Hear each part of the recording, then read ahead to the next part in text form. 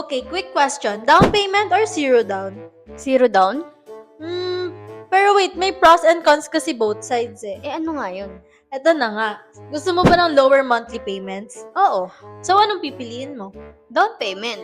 Tama, since may binayaran ka na upfront, mas mababa yung kailangan mong i-finance. Pero what if gusto mo may cash ka pa for other expenses? Syempre, zero down. Tama, kasi wala kang babayaran upfront, so mas marami kang cash na hawak. Okay, di ba may emergency fund ka? Paano kung yung down payment nun would take a big chunk of it? Anong pipiliin mo? Definitely zero down. Same, hindi talaga worth it maubos yung savings mo para lang sa malaking down payment. Pero kung may extra money ka naman at hindi maapektuhan yung savings mo, anong pipiliin mo? Siguro down payment? Tama, kasi it can help reduce the amount that you need to finance. So, which one is actually better talaga?